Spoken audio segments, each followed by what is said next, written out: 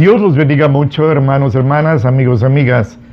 Qué gusto volver a encontrarnos aquí en este video de temas bíblicos que para la gloria de nuestro Señor Jesucristo y la edificación de ustedes se graba.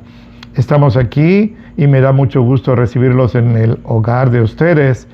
Es la mansión que el Señor nos dio y desde aquí estamos con mucho gusto transmitiendo este programa. Rogamos al Señor que llegue a sus corazones más que a sus tímpanos. La vez pasada, y déjenme agradecer esto por sus comentarios, empecé a hablar de el único varón de quien se dijo en toda la Biblia que era un varón conforme al corazón de Dios. Esto quiere decir, tal como Dios quería que fuera, así fue David, con sus fallas, con sus caídas, pero sobre todo con unas virtudes que empecé a enumerar con usted. La vez pasada, por razón del tiempo, y mire que tomamos tiempo, pero no lo perdimos, tomé 9 virtudes que tenía David, por las cuales él realmente fue único. Déjeme decirle lo que dice el Señor en el 1 de Samuel 13, 14. El profeta Samuel reprende al rey Saúl, y le dice así en el 13:14 del 1 de Samuel, y así está escrito: ahora tu reino no será durable. Jehová se ha buscado un varón según su corazón, al cual él ha mandado que sea capitán sobre su pueblo, por cuanto tú no has guardado lo que Jehová te mandó. Era una notificación de que estaba ya destituido. Dios había hecho promesas a Saúl, pero con la condición de que él fuera obediente. Al romper el pacto, pues el Señor también tiene que retirar su palabra y traslada las promesas y el reino a David, el único varón, repito, conforme al corazón de Dios. Es el único, por cierto, de quien se dice que es un varón excelente. Pero eso no lo dijo un admirador, lo dijo Dios. Dios dijo que David era un varón excelente.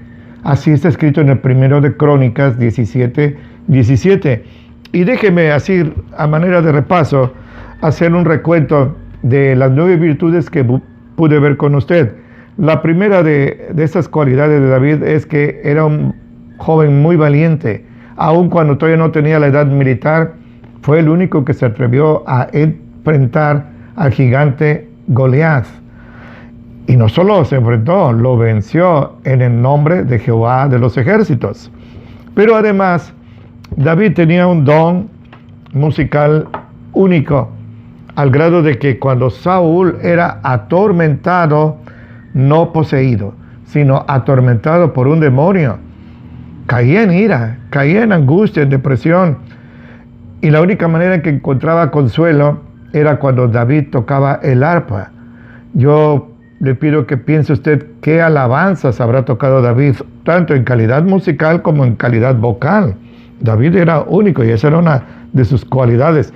Se le conoce así, el dulce cantor de Israel, o la versión 60, el suave en cánticos de Israel.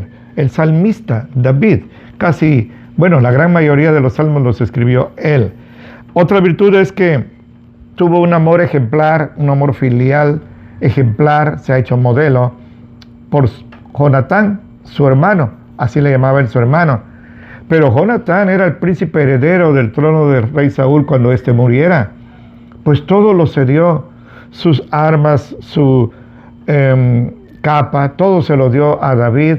Se despojó en un acto simbólico de renunciar al trono en favor de su amado David, porque dice la escritura que apenas lo vio, y todavía David traía en la mano la cabeza de Goliat, apenas lo vio, su alma quedó prendada, quedó ligada al alma de David, y se profesaron un amor precioso. Cuando Jonatán muere en la batalla en el monte Gilboa, por la rebelión de su padre es que es vencido Israel, David se entera y entona un cántico que se conoce como el arco, y aparece en el 2 de Samuel capítulo 1, y en una frase dice, la más elevada en mi opinión, hablando de su dolor por Jonatán, la muerte, dijo: Jonatán, hermano mío, muerto en tus alturas, más dulce fue tu amor que el amor de las mujeres. Esto es algo muy excelso que David tuvo para su amigo Jonatán. Ahora, otra cualidad es que David era muy amado por los suyos. Cuando él huye de Saúl, se va a las cuevas, al monte ahí, y se le une su familia y sus amigos, pero forma un pequeño ejército. Era una milicia nada más. No tenían experiencia militar, pero fíjese, eran pobres, endeudados, con amargura de ánimo. Ese era el ejército, y este ejército daba la vida por su amado David. En una ocasión David tiene un deseo de tomar agua del pozo de Belén, donde él nació. No pidió nada, solo lo expresó, y 3 valientes de él se metieron donde estaban los filisteos, acabados. Seguro hubo una reyerta ahí, hubo muertos, pero le trajeron agua de ese pozo a su amado rey David. Y uno de esos valientes era Abisai, su sobrino, hermano de Joab, que llegaría a ser el general de David. David, en un acto simbólico de gran respeto, vierte el agua que le traen en la tierra y le dice: que me libre el Señor de beber la sangre de estos valientes que expusieron su vida.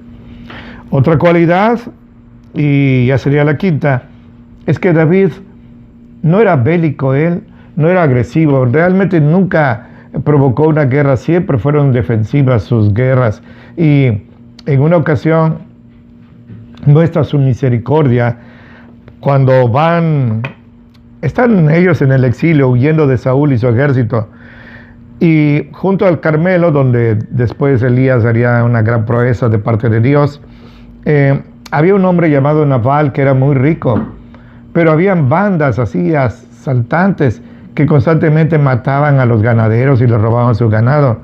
Entonces David, con los suyos, formaba una especie de muro protegiéndolos, y ninguna banda se atrevía a desafiar a David.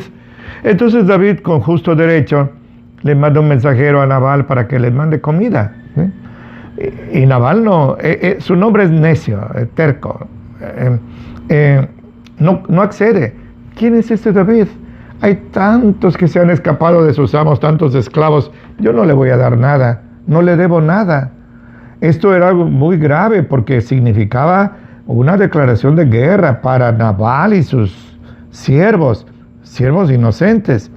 Pero alguien oyó eso y va y se lo cuenta a la esposa de Nabal, llamada Abigail, una mujer muy prudente, muy sabia, que cuando se entera de eso va y levanta, déjeme decir así, una gran despensa, pone varios mulos cargados y va al encuentro de David, que ya venía con 400, de sus 600 hombres venía con 400 con su espada ya al cinto, para matar a Nabal y a los suyos, aún a sus criados, que eran inocentes de la forma de ser de su amo. Abigail, con una sabiduría, una ternura, deje lo hermosa que era, la Biblia dice que era muy hermosa, no, pero sus palabras sabias, y se humilla ante David, se postra ante él y le dice: yo soy su sierva, su esclava, perdone a mi esposo. Nabal es, así como su nombre él es necio, perdónelo. Y David le dice: mujer, que Dios te bendiga, porque hoy me libraste de derramar sangre inocente, no la de Nabal, sino la de los criados de Nabal. Y se retira David, acepta esa despensa y se va.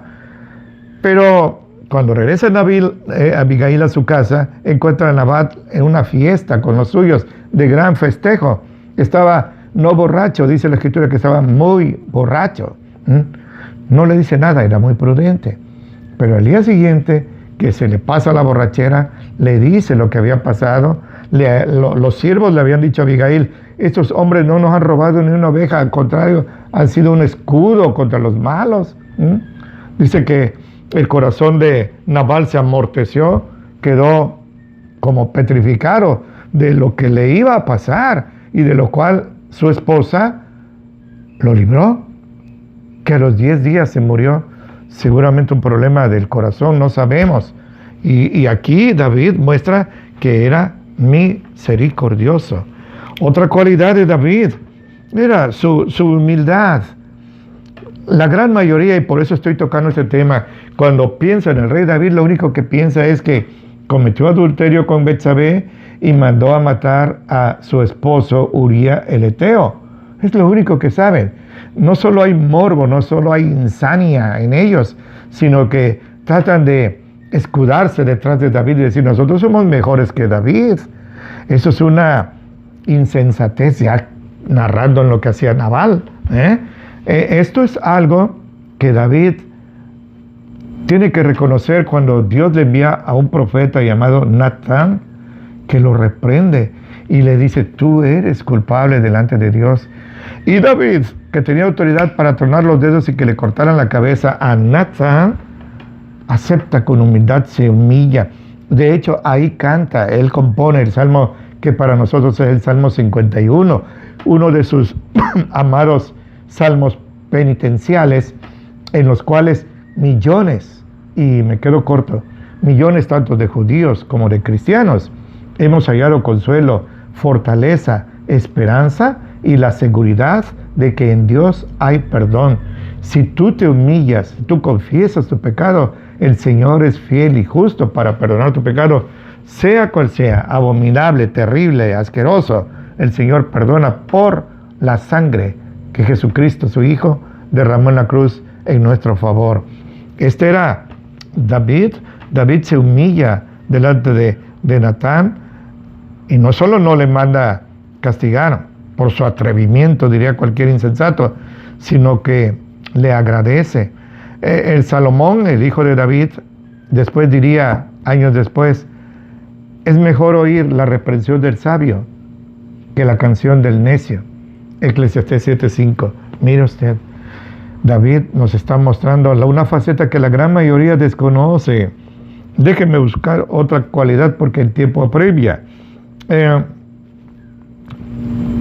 Fue tanta la dignidad que Dios le reconoce a David, que muchas veces cuando sus hijos, sus descendientes desde Salomón, Jeroboam, Ezequías, aún Jerusalén, se desviaban del camino, el Señor enviaba reprensión, pero decía, por amor a David, tu padre, no te castigaré a ti, sino que pospondré mi castigo en tu descendencia. Mire, por amor a David, no por amor a Josías, no por amor a Salomón, no por amor a Ezequías, no por amor a los grandes siervos como Josafat, los grandes reyes que existieron, sino por amor a David.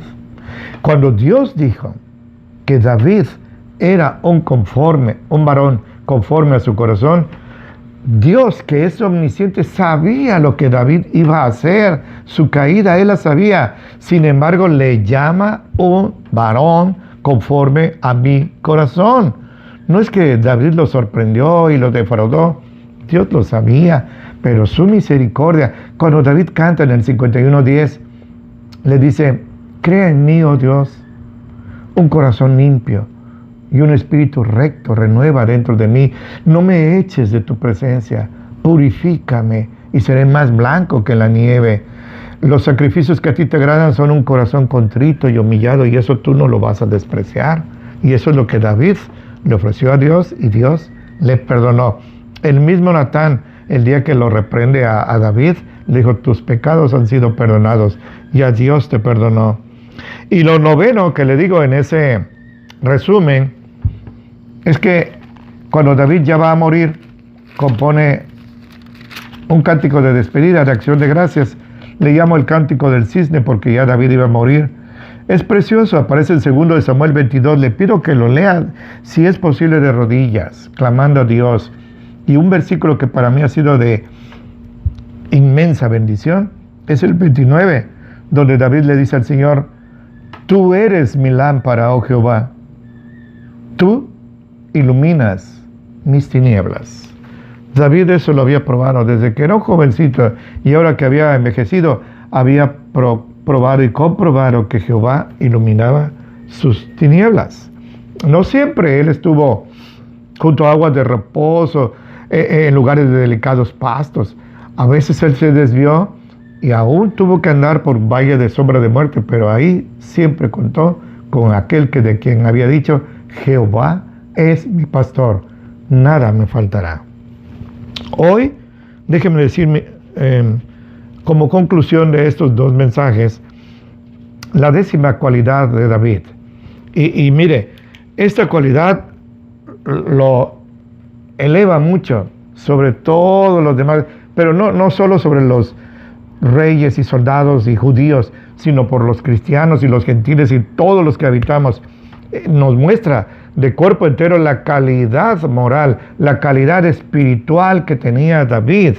Y esta 10ª cualidad o 10ª virtud de David, por lo cual él fue llamado el varón conforme al corazón de Dios, fue, fíjese, parece imposible de creer, fue su absoluta lealtad, su absoluto respeto al rey Saúl.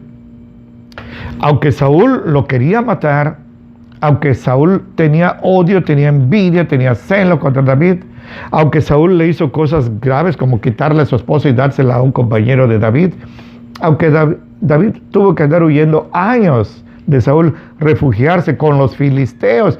Qué triste es que los filisteos le ofrecieron más abrigo, más hospitalidad que su propio pueblo. Y hasta le dijo David, ustedes me obligan a buscar a otros dioses. Ya no podía ir al tabernáculo. Eso él no fue impedido porque tuvo que huir de Saúl. Pero David nunca buscó otros dioses. Y sin embargo, él fue leal a Saúl. Que no merecía respeto a Saúl en ese momento. De acuerdo. Pero usted y yo no somos como David. David, con todo y el derrumbe moral y espiritual de Saúl, que fue al grado de buscar una bruja espiritista, lo seguía respetando. Esto se ve cuando David huye a una cueva en Gadi, un lugar que se llama Engadi, y ahí él está escondido de Saúl. Y en el 1 de Samuel, capítulo 24, David está en esa cueva. Hay varias oquedades ahí, y en una va Saúl, dice la escritura, a cubrir sus pies. Se entiende que a dormir, pero están sus soldados allí. Sin embargo, él se mete, ¿qué cosa?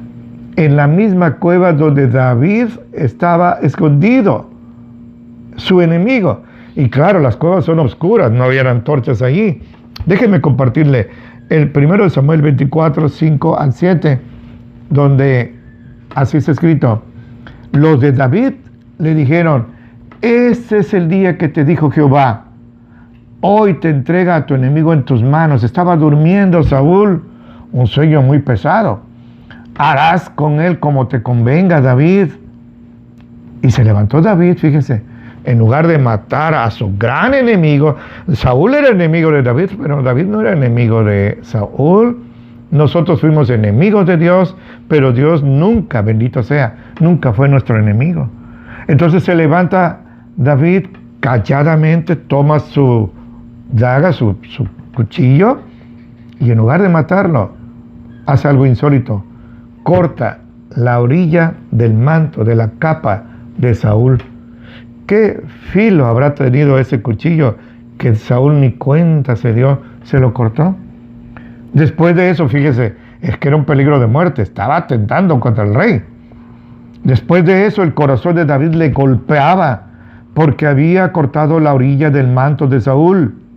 Y le dijo a los suyos, escúcheme con su corazón, no con sus tímpanos: Jehová me guarde de hacer tal cosa contra mi Señor, el ungido de Jehová.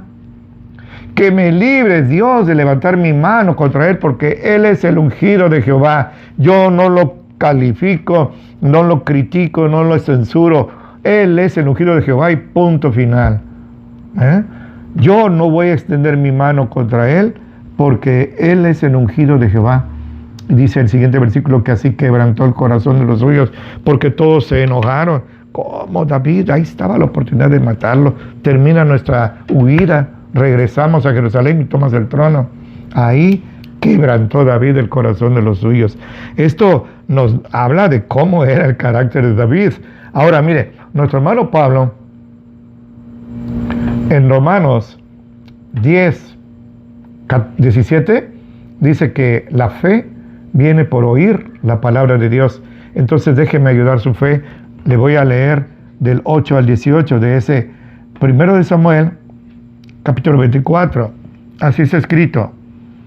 David se levantó después y saliendo de la cueva dio gritos a las espaldas de Saúl. Ya los dos estaban fuera de la cueva, ya había salido el sol. Y le grita, mi señor, rey mío. Y cuando Saúl volteó hacia atrás, David inclinó su rostro a tierra e hizo reverencia, lo respetaba. Y le dijo David a Saúl, ¿por qué oyes las palabras de los que te dicen, mira que David procura hacerte mal? ¿Por qué oyes a los que me calumnian, los que intrigan contra mí? ¿Por qué los oyes? Hoy han visto tus ojos que Jehová te ha puesto en mis manos en la cueva. Y me dijeron, los míos, que te matara. Pero yo te perdoné. Porque dije, no extenderé mi mano contra mi Señor, porque Él es el ungido de Jehová. Y mira, Padre mío, mira aún la orilla de tu manto en mi mano, le enseña la porción de su capa en mi mano, porque yo corté la orilla de tu manto y no te maté.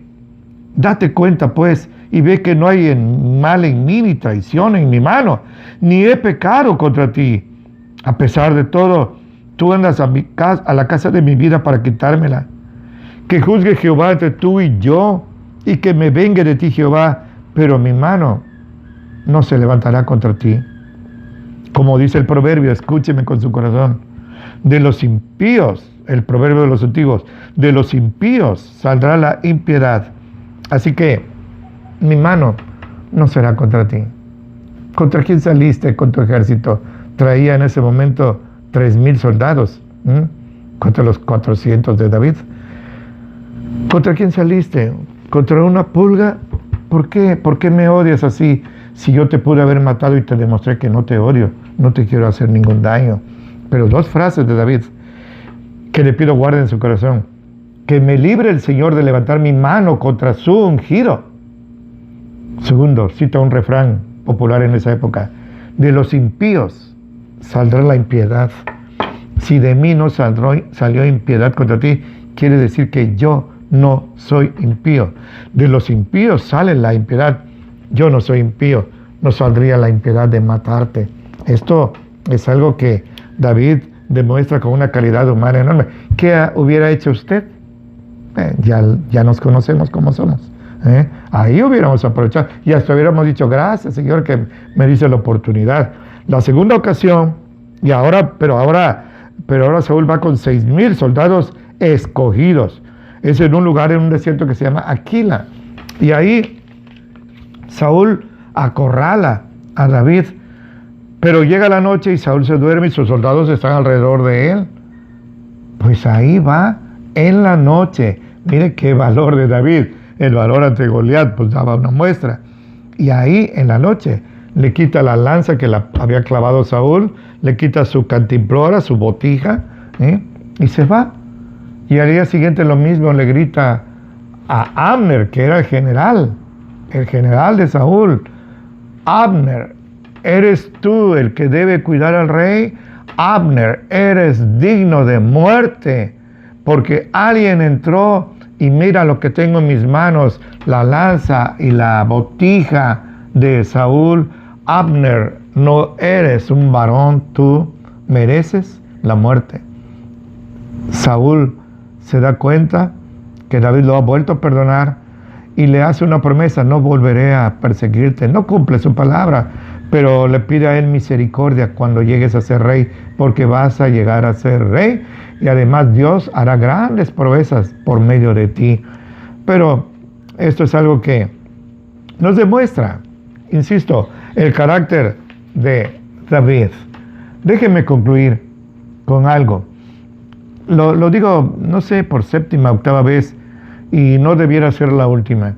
Varón, conforme al corazón de Dios, no se dijo de nadie más, ni en el Antiguo ni en el Nuevo Testamento, que de David, el dulce cantor de Israel.